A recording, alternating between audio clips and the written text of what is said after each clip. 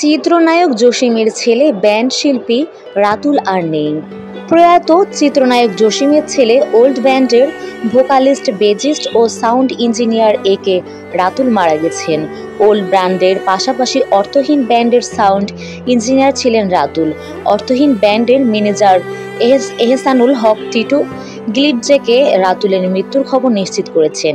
তিনি বলেন, রাতুলের ছোট ভাই কে রাহুলের কাছ থেকে জেনেছি জিম করতে গিয়ে হৃদরোগে আক্রান্ত হয় রাতুল। পরে তাকে হাসপাতালে নিয়ে যাওয়া হয়, সেখানেই মারা যায় সে। রাতুলের মরদেহ এখন উত্তরার বাসায় আছে। মাগরিবের নামাজের পর 7 নম্বর সেক্টরের পার্ক মসজিদে তার নামাজের জানাজা হবে বলে জানান টিটু। তিনি বলেন, মৃত্যুর খবর পাওয়ার পর আমি আর বেজ বাবা সুমন, সালেহীন, খালিদ সুমন উত্তরা যাচ্ছি। সেখানে গিয়ে বিস্তারিত আরও জানতে পারবো। সাউন্ড ইঞ্জিনিয়ার হিসেবে রাতুলের দক্ষতার কথা তুলে ধরে টিটু বলেন, সে বেশ ভালো সাউন্ডের মিক্স মাস্টারিং করতে পারত। তার মতো এত ভালো সাউন্ড ইঞ্জিনিয়ার হারিয়ে আমরা শোকাহত। চিত্রনায়ক জসিমের 3 ছেলে, কে সানি, কে রাতুল ও কে রাহুল। তাদের মধ্যে রাতুল ছিলেন মেজো। রাতুল ও তার ব্যান্ড ওল্ড বাংলাদেশের মিউজিক ইন্ডাস্ট্রিতে এক ভিন্ন যাত্রা শুরু করে।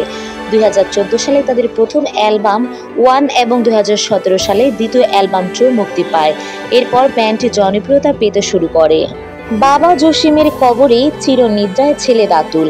কেবল গায়ক নয়, রক সঙ্গীতের একজন দক্ষ প্রযোজক হিসেবে পরিচিত ছিল রাতুল।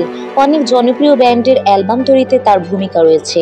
রাতুলের মৃত্যুতে শোক প্রকাশ করে গীতিকার ও সঙ্গীত শিল্পী সৈয়দ রেজা আলী লিখেছেন, এখনো মানতে পারছি না রাতুল, মন বিশ্বাস করতে চায় না যে এটা সত্যি। 2 সপ্তাহ আগেই তো দেখা হলো আমাদের, তুমি তো বলেছিলে আসবে, আমি অপেক্ষায় থাকবো। ভালো করে ঘুমাও ভাইয়া, শান্তিতে থেকো। নার্ভ ব্যান্ডের শিল্পী জেরিকো কস্টা লিখেছেন, শান্তিতে থাকো রাহুল ভাই, আমরা সঙ্গীতের একটি রত্ন হারালাম।